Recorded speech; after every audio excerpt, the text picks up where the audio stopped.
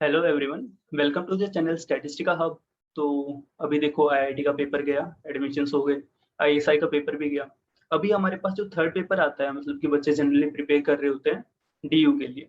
ठीक है, DU that is university of Delhi. तो उन्होंने अभी अभी अपना नोटिफिकेशन निकाला था, आई गेस 10 दिन तो हो गए, अभी अभी तो नहीं हुआ, लाइक 10 दिन हो गए शायद। उन्होंने शायद 25 या 26 जुलाई को निकाला था, मेरे को एग्जैक्ट डेट याद नहीं है, मतलब इस जुलाई से स्टार्ट हुआ होगा। और जो कि रजिस्ट्रेशन चल रहे हैं अभी उनके 28 तक, आई गेस 28 अगस्त तक। ठीक है, सो नियरली हमारे पास एक महीना है, जो कि मतलब एक वीक तो जा चुका। तो कह सकते हैं कि इन लोगों ने एक महीने पहले नोटिफिकेशन निकाला है कि हम एंट्रेंस के लिए रजिस्ट्रेशन वगैरह कर सकते हैं, ये सब कर सकते हैं। उस सब के बारे में नोटिफिकेशन आएगा, सभी ने देख लिया होगा, तो मैंने उसको यहाँ पे नहीं लिया। यहाँ पे इस वीडियो में हम बात करेंगे, सबसे पहले हम एलिजिबिलिटी के ऊपर बात करेंगे कि इस पेपर में कौन कौन एलिजिबल होगा, एडमिशन के लिए क्या क्राइटेरिया रहेगा, उसके ऊपर बात करेंगे। उसके बाद हम देखेंगे कि किसमें कितनी सीट्स है, लाइक स्टैट्स के डिपार्टमेंट में कितने सीट्स हो गए हमारे पास यहाँ पे। उसके बाद हम देखेंगे कि सिलेबस क्या है, और थोड़ी बहुत हम बात करेंगे मतलब कि मेरे एक्सपीरियंस के बेसिस के ऊपर कि हाँ डीयू का पेपर किस फॉर्म में आता है या फिर क्या होता है उसके अंदर। ठीक है, तो नोटिफिकेशन सभी देख लेंगे और अपना अपना रजिस्ट्रेशन कर लेंगे। ठीक है, उसके आगे हम बात करते हैं कि सबसे पहले हमारे पास यहाँ पे आता है कि भैया क्राइटेरिया क्या हो गया। सबसे पहले तो वही है ना कि पता चले कि मैंने अप्लाई कर दिया, उसके बाद मैंने पेपर भी क्वालिफाई कर दिया, उसके बाद पता चल रहा है कि भैया मेरे पास तो, मैं तो एलिजिबल ही नहीं था। ठीक है, तो सबसे पहली बात तो यही होगी कि we need to get know about the eligibility criteria. So let's start with this. Okay, तो सबसे पहले तो जो हमारे पास डीयू का पेपर होता है उसको हम नाम बोलते हैं DUET। ठीक है, Delhi university entrance test. Okay, अब इसके अंदर देखो क्या होगा, जो भी डीयू में जो भी एडमिशन होते हैं, ठीक है, डीयू से जो एमएससी किया होगा उसके लिए जितने भी एडमिशन होते हैं उनके ऊपर दो चीजें होती हैं। सबसे पहली तो हमारे पास जो भी मास्टर्स कोर्स होते हैं, ठीक है, मैं एमएस लिख रहा हूँ, जो भी मास्टर्स के कोर्स होंगे उनके अंदर दो वे में एडमिशन होते हैं। ठीक है, वे नंबर 1, वे नंबर 2। अब सबसे पहली बात तो कि ये जो वे नंबर 1 है ये है मेरिट बेस। ठीक है, तो मेरिट बेस कहने का मतलब क्या हो गया, मेरिट बेस मतलब कि यहाँ पे पिछले नंबर्स लगेंगे और वो चीज हमारे पास आगे काउंट होगी। सेकंड हो गया एंट्रेंस बेस। ठीक है, तो मेरिट और एंट्रेंस में क्या फर्क हो गया, मेरिट मेरिट वाला तो वो हो गया कि भैया मेरे को एंट्रेंस नहीं देना, या फिर मेरे को एंट्रेंस से कोई मतलब ही नहीं है, मेरे पास ऑलरेडी नंबर्स है कि मेरे को इनके बेसिस पे आप एडमिशन दो। या फिर जो एंट्रेंस हो गया उसमें क्या हो गया कि भाई पीछे मेरे पास नंबर नहीं है, या फिर मैं कुछ नहीं है, मेरे पास कुछ ऐसी चीज नहीं है कि जिसके थ्रू मेरे को मेरिट बेस एडमिशन मिले। तो दूसरा क्राइटेरिया उनके लिए है कि एंट्रेंस बेस पे एडमिशन होता है। अब इसको पीछे से कंपेयर कर सकते हैं हम, जैसे कि हम लोगों ने जब हम बीएससी कर रहे थे तो उस टाइम पे क्या हुआ था, लाइक आईएसआई वगैरह ये तो एग्जाम देते हैं, लेकिन जो डीयू का क्या था, वो बोर्ड के एग्जाम्स के नंबर देखता था कि तुम्हारे सीबीएसई बोर्ड या फिर जो भी बोर्ड रहा था कि 12th ग्रेड में तुम्हारे पास कितने नंबर थे, उनके बेसिस के ऊपर डीयू ने एडमिशन दिया था। तो मास्टर्स में क्या है, ये हमारे पास मेरिट बेस्ड एडमिशन देता है किन बच्चों को। सबसे पहली बात, मेरिट बेस के लिए वही लोग एलिजिबल होंगे जिन्होंने अपनी बीएससी और वी कैन से बैचलर्स कहाँ से की, डीयू से की। ठीक है, तो सबसे पहला जो नोट यहाँ पे करने की बात है कि मेरिट बेस सिर्फ उनके लिए है जो डीयू से बीएससी करके आए होंगे। ठीक है, तो अब बात आ गई कि भैया ये हो गया कि दो बच्चे थे मेरे पास, एक था डीयू का, एक नॉन डीयू। तो डीयू वाले के पास दोनों ऑप्शन है, हो सकता था वो मेरिट के अंदर जाए, हो सकता था वो एंट्रेंस के अंदर जाए, लेकिन जो नॉन डीयू बंदा होगा या फिर जो भी बच्चा होगा उसको एंट्रेंस ही देना पड़ेगा। सबसे पहली बात यही याद रखनी थी। अब इनका जो क्राइटेरिया इनके ऊपर आता है, तो इन लोगों ने देखो कोर्स का नाम क्या लिखा, MA MSc स्टैट्स। ओके, उसके बाद देखो डायरेक्ट लिख रखा है यहाँ पे, और सेकंड लिख रखा है एंट्रेंस। तो डायरेक्ट का मतलब तो ये हो गया कि मेरिट बेस। ठीक है, दूसरा हो गया एंट्रेंस। तो सबसे पहली बात, मेरिट बेस सिर्फ डीयू के लिए है और एंट्रेंस दोनों के लिए है, डीयू भी नॉन डीयू भी, कोई भी दे सकता हूं उसको। ठीक है, सबसे पहली बात यही याद रखनी थी। इसके बाद क्या है कि जो मेरिट बेस है उसके अंदर क्राइटेरिया क्या हो गया कि तुम्हारे पास बीएससी के अंदर बीएससी ऑनर्स स्टेट्स होना चाहिए। ठीक है, हमारे पास देखो बीएससी काफी फॉर्म में होती है, मतलब काफी सब्जेक्ट्स होते हैं उनके अंदर होती है। बीएससी सिंपल, बीएससी प्रोग्राम भी हो सकता था, जो बिल्कुल इन जनरली जो गांव के लोग होते हैं वो, मतलब मैं किसी को गांव में बोलूं कि मैंने ऑनर्स किया है तो उनको समझ नहीं आएगा कि भैया ऑनर्स क्या होता है, क्योंकि गांव के लोगों को नहीं पता ऑनर्स के अंदर क्या हुआ होगा।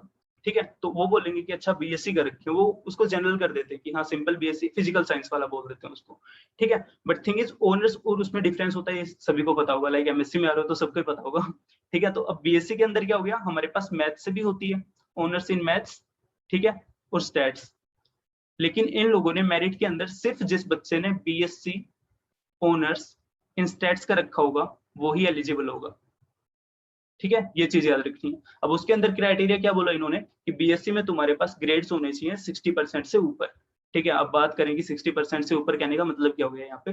तो अगर तुम मेरिट बेस्ड एडमिशन देखोगे या पिछले लिस्ट देखोगे तो उसमें देखोगे कि जनरल के लिए अगर हमारे पास क्राइटेरिया जा रहा होगा तो परसेंट जा रहा होगी नियरली 87 86। ठीक है, कि एडमिशन मेरिट बेस के ऊपर हुआ होगा 87 86 के ऊपर। ठीक है, तो ये इन्होंने क्या किया है 60% जो यहाँ पे क्राइटेरिया है इसको भूल जाओ। अगर तुम्हें मेरिट बेस के अंदर जाना है तो 60% नंबर के अंदर नहीं होगा। ठीक है, 60% इन लोगों ने इसमें में लिख रखा है कि हो सकता था अलग कैटेगरी से रहो, लाइक पहले जनरल फिर नॉन जनरल, उसके अंदर भी काफी कैटेगरी है, ओबीसी सब कुछ, मतलब जितनी भी कैटेगरीज है उनके अंदर लिख रखा है कि हाँ भाई किसी भी कैटेगरी में हो कम से कम तुम्हें 60 मार्क्स चाहिए ही चाहिए। ठीक है, उससे नीचे में मेरिट बेस नहीं होगा। ओके, लेकिन मेरिट बेस का मतलब ये नहीं है कि 60% पे ही हो जाएगा। सबसे जो इंपॉर्टेंट बात थी वो ये याद रखनी, मेरिट बेस डीयू वाले के लिए पहला क्राइटेरिया अपना हो गया। अब दूसरे क्राइटेरिया के ऊपर आए तो इन्होंने क्या बोला दूसरा क्राइटेरिया कि एंट्रेंस बेस की पेपर होगा उसके थ्रू तुम्हें एडमिशन मिलेगा। तो अब देखो जितनी भी सीट थी हमारे पास, मान लेते हैं 100 सीट है, तो 100 में से नियरली 50 होंगी डायरेक्ट एडमिशन के लिए और 50 होंगी एंट्रेंस के लिए। ठीक है, कुछ इस फॉर्म में डिवाइड करके रखते हैं, आगे देखेंगे उसके ऊपर भी। तो जो एंट्रेंस के बेसिस के ऊपर है उनके लिए इन्होंने क्या बोला कि तुम्हारे पास एक बैचलर्स की डिग्री होनी चाहिए, या तो तुम्हारे पास स्टैट्स में ही हो। सबसे पहली बात तो या तो हो सकता है स्टैट्स में ही हो। ओके, दूसरी इन लोगों ने बोली है कि या तुम्हारे पास मैथ्स में हो सच दैट तुमने हर एक ईयर में मैथ्स भी पढ़ा हो, at least one paper in statistics. ठीक है, कि तुमने स्टैट्स पढ़ रखा हो, मैथ्स के कोर्स में भी देखो मैथ्स वाले बच्चों को भी स्टैट्स पढ़ाया जाता है, तो इसमें क्राइटेरिया बोल रखा है या तो तुम स्टैट्स के बच्चे हो, या फिर मैथ्स ऑनर्स के भी हो सकते हो, या फिर कंप्यूटर साइंस के भी हो सकते हो, सच दैट तुमने स्टैट्स भी पढ़ रखा हो। ओके, अब यहाँ पे देखो क्राइटेरिया क्या बोला इन्होंने, 50% मार्क्स होने चाहिए अगर तुम स्टैट्स के ही हो तो। ठीक है, स्टैट्स ऑनर्स से ही कर रखा है, और उसके बाद अगर तुम्हारे पास 50% मार्क्स है तो तुम एलिजिबल हो। लेकिन अगर तुम मैथ्स ऑनर्स के बच्चे हो तो तुम्हारे पास मैथ्स के अंदर जो एग्रीगेट आएगा वो 50% से ऊपर होना चाहिए, और वहां पे जो तुमने स्टैट्स का पेपर ले रखा होगा, ठीक है, उसके अंदर 60% से ऊपर होना चाहिए। मतलब ये वाला क्राइटेरिया यहाँ पे आ जाएगा। ठीक है, तो जो स्टैट्स ऑनर्स के ही बच्चे हैं उनके पास यहाँ पे एक फायदा हो गया। उनके पास क्या फायदा हो गया कि अगर उनके पास 50% एग्रीगेट मार्क्स भी हैं तो भी वो एलिजिबल हो जाएंगे। लेकिन अगर तुम मैथ्स के बच्चे हो तो तुम्हारे पास 50% से ऊपर तो एग्रीगेट होनी चाहिए। Along with that you need to have 60% marks in paper of statistics. Okay, so this was all about the eligibility criteria. अब इसके ऊपर हम और बात नहीं करेंगे क्योंकि एलिजिबिलिटी यही था, डायरेक्ट एंट्रेंस, उसके अंदर कुछ ये मैंने डिफाइन कर दिया या समझा दिया। अब इसके आगे चलते हैं हम सीट्स के ऊपर कि हमारे पास कितनी सीट्स होंगी। तो हमारे पास देखो सीट्स का डिस्ट्रीब्यूशन कुछ इस फॉर्म में है। हमारे पास इन टोटल 116 सीट है, 116 सीट हमारे पास होंगी, जिसमें से हमारे पास 59 सीट होंगी वो डायरेक्ट एडमिशन होंगी। मतलब इनके ऊपर जो नॉन डीयू बच्चे हैं या फिर जिनका एग्रीगेट अच्छा नहीं बन रहा होगा डीयू के अंदर भी, वो इन 59 को भूल जाओ।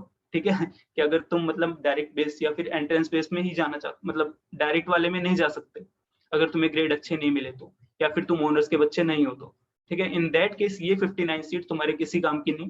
लाइक अगर कलकत्ता यूनिवर्सिटी से बात करें या फिर बीएचयू से करें, कहीं से भी करें, जो नॉन डी हो गया उनके लिए 59 सीट्स का कोई रोल नहीं है।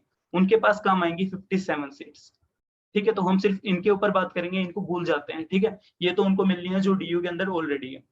ठीक है, तो डीयू वाले बोलेंगे हमारे बारे में बात क्यों नहीं करे, तो सिंपल सी बात है, तुम अप्लाई करो, डायरेक्ट बेस में करो, कट ऑफ लिस्ट आएगी उसके अंदर अगर तुम्हारी एग्रीगेट अच्छा हुआ होगा। लाइक जनरल के लिए लास्ट ईयर का अगर मैं याद करूं तो शायद 87 या 86% था।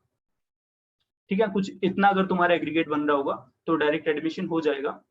लेकिन ये पिछले साल का था। ठीक है, अब हम अगर इस साल के ऊपर बात करें तो पिछले साल क्या था, मतलब मैं डीयू में था तो हमारा शायद आखिरी सेमेस्टर था वो ऑनलाइन हुआ था। ठीक है, उससे पहले वाले सब ऑफलाइन हुए थे। तो उस केस में क्या था कि हम सिर्फ आखिरी सेमेस्टर में चीटिंग किए थे। ठीक है, सिंपल सी बात है यार, ऑनलाइन पेपर हो रहा था तो हर किसी ने थोड़ी बहुत चीटिंग की थी। ये था कि सबसे पहली बार ऑनलाइन पेपर हो रहा था तो थोड़ा बहुत चीटिंग हो गया था। तो देखे तो उस टाइम में क्या हुआ था, अगर हमारे मार्क्स का जो हम डिस्ट्रीब्यूशन देख रहे थे वो किस फॉर्म में जा रहा था कि अगर मार्क्स पहले किसी के इतने इतने इस ग्राफ के अंदर चल रहे थे, तो जनरली जैसे हमारे पास 6 सेम आया तो उस टाइम के अंदर ऑनलाइन हो गया सब कुछ। ठीक है, तो मैं सच बोल रहा हूँ एकदम। ठीक है, ऑनलाइन होते ही क्या हो गया, सभी का एग्रीगेट बहुत ऊपर चला गया। ठीक है, इन जनरली अगर तुम्हारा एग्रीगेट 7 आ रहा था, 7 8 कुछ इतना सीपीआई आ रहा था, तो आखिरी सेम के अंदर 9 सीपीआई आ गया था। ठीक है, इस 9 से क्या हो गया कि जो एग्रीगेट हो गया वो थोड़ा बढ़ गया। तो उससे क्या हुआ कि पिछले बैच के अंदर जनरल की कट ऑफ 86 87 गई थी।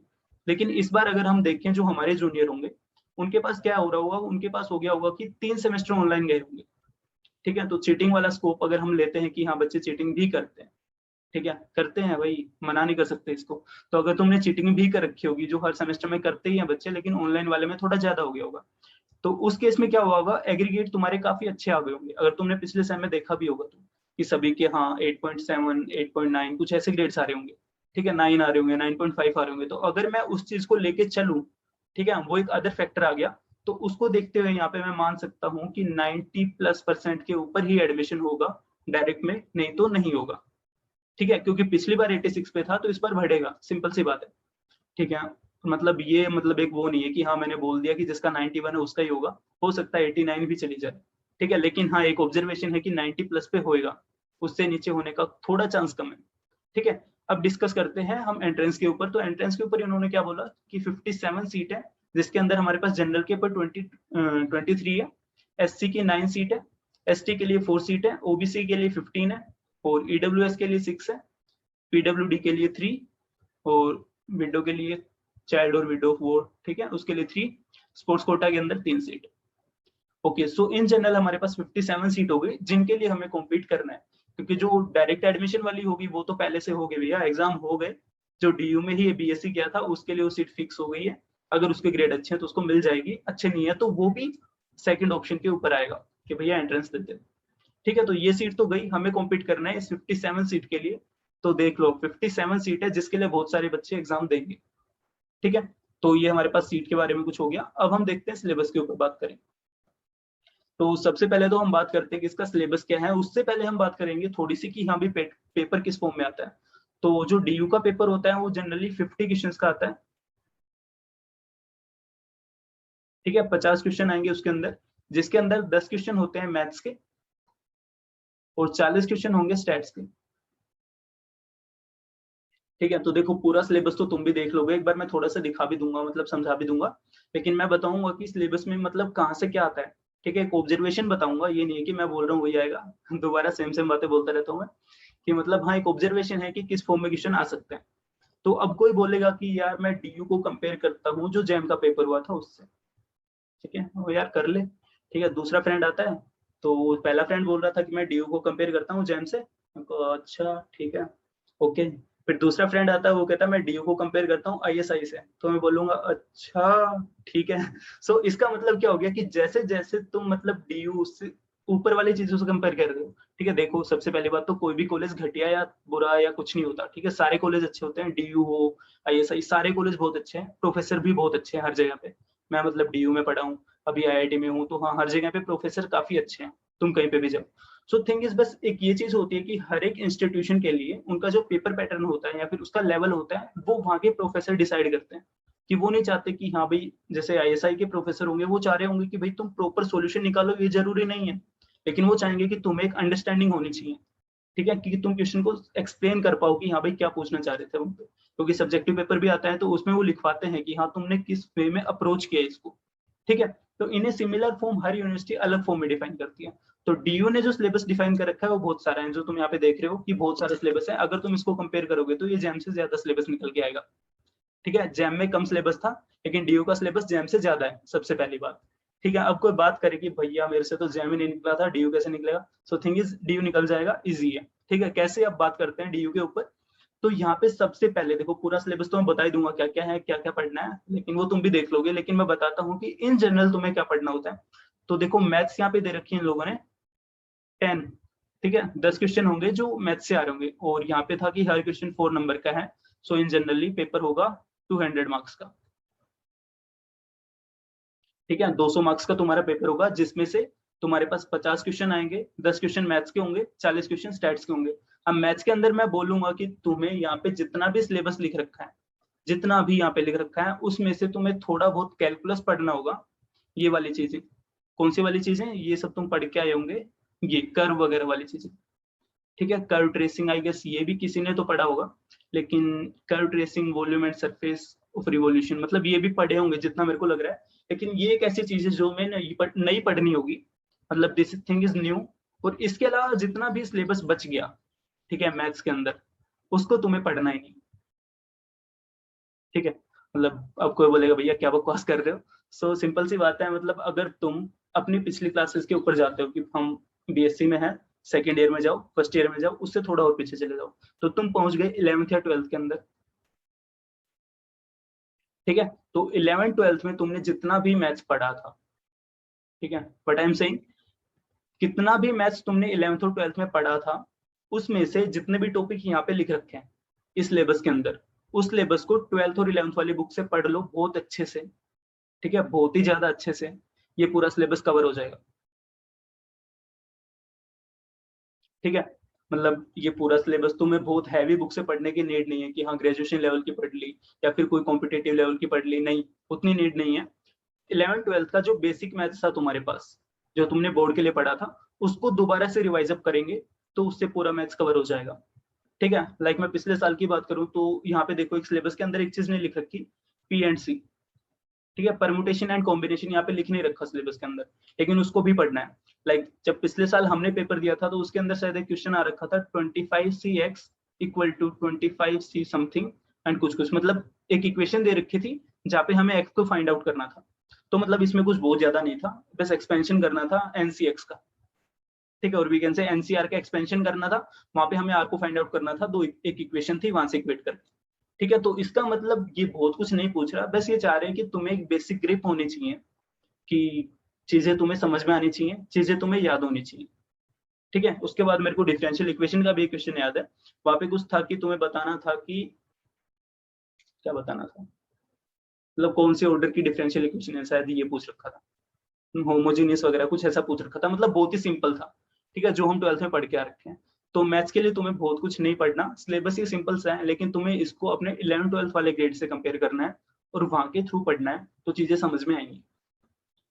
ठीक है, और मैं तो ये बोलूंगा कि अगर तुम अपना डीयू का जितना भी मैथ्स आ रहा है यहाँ पे इस सिलेबस के अंदर, अगर तुम्हारा कोई छोटा भाई है 11th और 12th के अंदर, तुम उसको पेपर दोगे तो मैथ्स वाला पूरा पार्ट वो अकेला सोल्व कर देगा बिना किसी नीड के।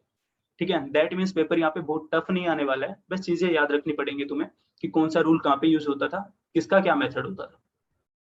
ठीक है, this was all about the mathematics part in due syllabus. Okay, इसके बाद हम बात करते हैं स्टैट्स के ऊपर।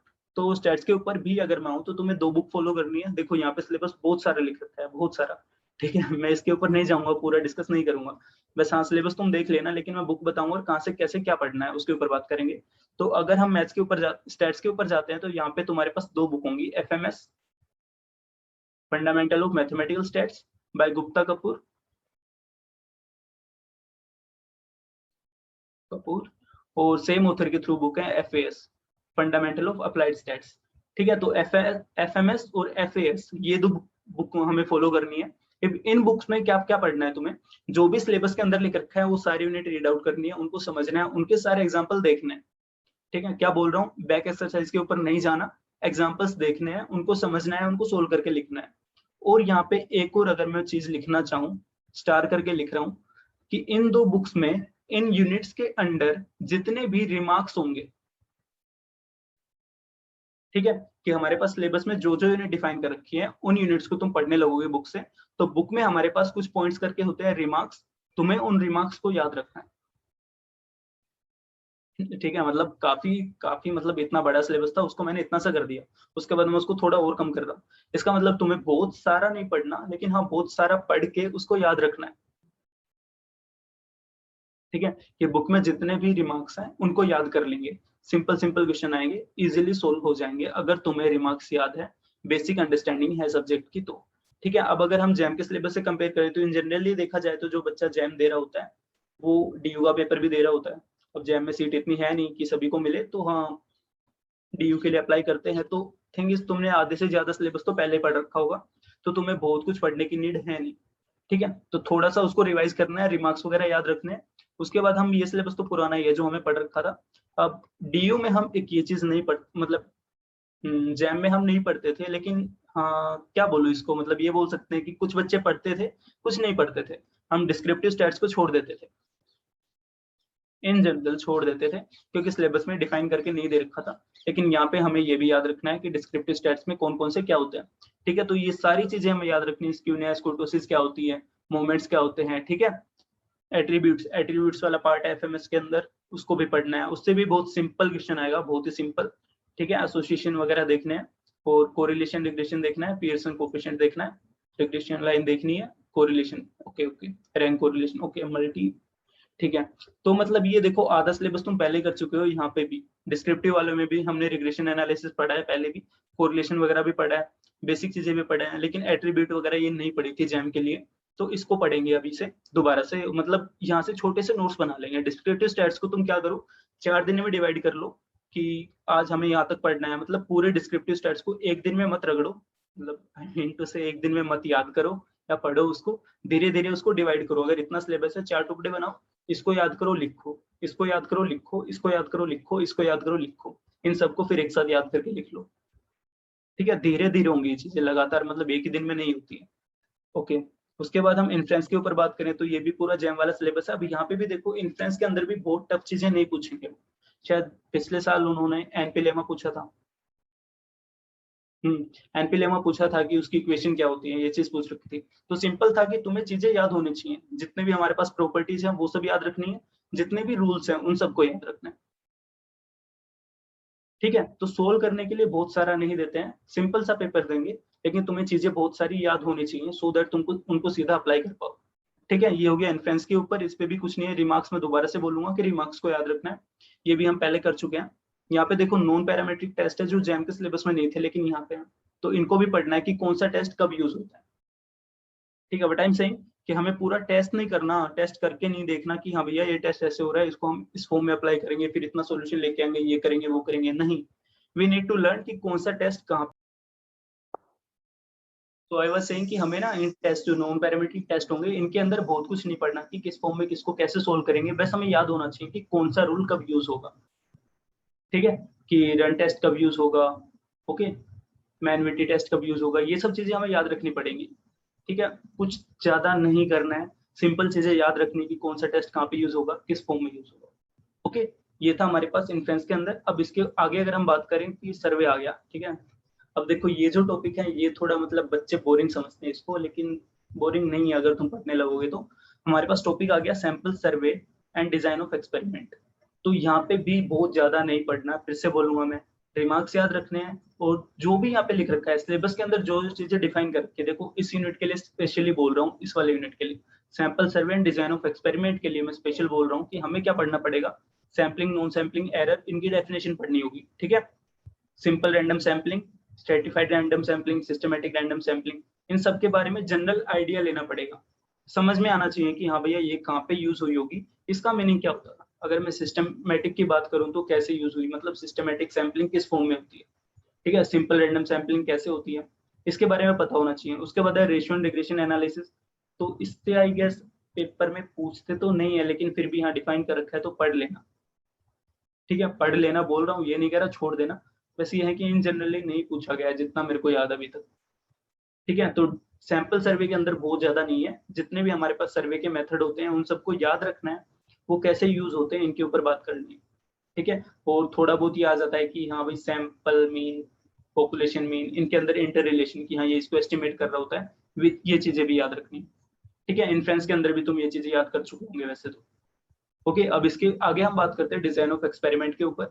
तो डिजाइन ऑफ एक्सपेरिमेंट को भी अगर सीरियसली तुम पढ़ना चाहते हो एग्जाम बेसिस के ऊपर, देखो अगर सीरियसली तुम्हें पढ़ना है कि मेरे को समझना है डिजाइन ऑफ एक्सपेरिमेंट, तो उसके लिए तुम्हें 1 महीना चाहिए, जहाँ पे तुम आराम से बैठ के डिजाइन ऑफ एक्सपेरिमेंट के ऊपर काम कर रहे होंगे कि मैंने बुक से पढ़ा, उसके बाद किसी यूट्यूब वीडियो से पढ़ा, उसके बाद मैंने उसको अप्लाई करके देखा, एसपीएसएस में अप्लाई करके देखा, आर के अंदर करके देखा, मतलब काफी जगह करके देखा, वो गया सीखने वाला। तो डिजाइन ऑफ एक्सपेरिमेंट खुद में एक बहुत बड़ा सब्जेक्ट है। ठीक है, तो उसको पूरे को पढ़ने के लिए तो बहुत ज्यादा टाइम चाहिए। ठीक है, लेकिन यहाँ पे क्या हमें एंट्रेंस के लिए पढ़ना है, तो इसको भी तुम बहुत रेस्ट्रिक्ट कर दो कि हमें बहुत सारा नहीं पढ़ना, बस यहाँ पे सिलेबस में जो जो चीजें डिफाइन कर रखी है, सीआरडी हो गया, आरबीडी हो गया, एलएसडी हो गया, इन सब के एनालिसिस के बारे में याद रखना है कि हाँ यहाँ पे क्या होगा। फिर मिसिंग प्लॉट वाली टेक्निक, जो हमारा एंट्रेंस हुआ था पिछले साल, उसके अंदर मिसिंग टेक्निक वाला क्वेश्चन आया था एक, जिसके अंदर क्या था कि हमें एक्स की वैल्यू फाइंड आउट करनी थी, तो उसमें कुछ नहीं करना था। जिसने भी मिसिंग प्लॉट वाला पढ़ा होगा, देखो मैंने नहीं पढ़ा था तो मैं छोड़ के आ गया था, ये मेरे से नहीं हुआ था, लेकिन मेरे फ्रेंड ने बताया कि ब्रो ये आया था, मैंने कहा हाँ यार आया तो था, तो उसने बताया कि इसमें तो कुछ करना ही नहीं था। उसे पता था कि हमें मिसिंग प्लॉट में वैल्यू निकालनी थी एक्स की, लेकिन उसको याद था कि हाँ एक्स का फॉर्मूला क्या होता है फाइनल। ठीक है, मैं बोल रहा हूँ रिमार्क्स, तो इस बेसिस के ऊपर बोल रहा हूँ कि काफी क्वेश्चन ऐसे होंगे कि तुम्हें प्रूव करके सोल्व नहीं करना, फाइनल रिजल्ट याद होगा तो भी तुम सोल्व कर सकते हो, उसके ऊपर वैल्यू डालो, आंसर निकल के आ जाएगा। ठीक है, तो उसने बताया कि ब्रो इसमें मिसिंग प्लॉट था, एक्स की वैल्यू फाइंड आउट करनी थी, मैंने एक्स को लिखा, उसका फॉर्मूला लिखा, बाकी वैल्यूज उसने गिवन थी, अप्लाई कर दी, खत्म। ठीक है, उसके बाद जो यहाँ पे जो टेबल्स बनेंगी, जो फैक्टोरियल एक्सपेरिमेंट होते हैं उनमें किस फॉर्म में टेबल्स वगैरह बनती है, उसको एक बार थोड़ा पढ़ के जाना है। ठीक है, ये इंपॉर्टेंट है। तो हमारे पास डीयू के सिलेबस के अंदर ये था, बाकी मैंने डिफाइन कर दिया कि ये सब हो गया कि सीट वीट इतनी होगी, क्राइटेरिया कुछ ये हो गया। बुक मैंने बता दी है कि ये दो फॉलो करनी है, मैथ्स के लिए तुम्हें 11th वाला मैथ्स इनफ होगा। ठीक है, उसके बाद अगर मैं बात करूं कि मार्क्स वगैरह कैसे होंगे, तो देखो अभी मैंने बताया कि हमारे पास 50 क्वेश्चन होंगे और इनकी वेटेज होगी 200 मार्क्स। तो अगर हम जनरल के लिए बात करें कि जनरल क्राइटेरिया के लिए, तो वहां पे हमारे पास नंबर होने चाहिए आई गेस 145 प्लस। पिछले साल 145 प्लस था, तो कुछ ये कट ऑफ हुई थी। ठीक है, अगर हम ओबीसी के लिए बात करते हैं तो वहां पे था आई गेस 105। ठीक है, ईडब्ल्यूएस का भी आई गेस इतना ही रहा होगा, इन दोनों के बीच में मान लेते हैं, मेरे को एग्जैक्टली याद नहीं है, तो उसका शायद 130 मान लेते हैं। ठीक है, मेरे को याद नहीं है, कंफर्म कर लेना कहीं से। लाइक ये था, मतलब जनरल के लिए तो 145 प्लस है, ओबीसी के लिए 105 प्लस मान लेते हैं, ईडब्ल्यूएस के लिए 130 कुछ ऐसा मान लेते हैं। ठीक है, तो ये हमारे पास कुछ थी क्राइटेरिया वगैरह या फिर उसकी कट ऑफ वगैरह, तो इसको ध्यान से देखेंगे। तो अगर तुम्हारे जो डीयू का एंट्रेंस होगा या फिर जो भी होगा वो दो फॉर्म में हो गया, एक डायरेक्ट और एक एंट्रेंस। तो डायरेक्ट वालों के लिए मैं बोल रहा हूँ कि भैया एंट्रेंस के लिए पढ़ लो, अगर तुम्हारी 90 प्लस है तो ही एक चांस है कि तुम्हें डायरेक्ट एडमिशन मिलेगा, नहीं तो मिलना थोड़ा टफ है। ठीक है, मतलब हो भी सकता है कि 87, 86, 88 तक चली जाए, लेकिन हाँ 90 प्लस को तुम सेफ मान के चल सकते हो, उससे कम को नहीं। तो तुम्हें एंट्रेंस के लिए भी पढ़ना पड़ेगा और एंट्रेंस के लिए तुम्हें 145 प्लस स्कोर करना पड़ेगा। ठीक है, तो ये हमारे पास सिलेबस था, इसके बारे में सब कुछ था। तो डीयू के बारे में आई गेस इतना ही सब होता है जितनी हमें पता होना चाहिए, उसके अलावा तो बुक उठाओ और पढ़ना स्टार्ट करो। ठीक है, तो आई होप इससे तुम्हें डीयू को लेकर जितने भी डाउट थे वो सब क्लियर हो गए होंगे। आई होप हेल्पफुल ही रहा होगा ये वाला वीडियो भी। चलो, थैंक यू।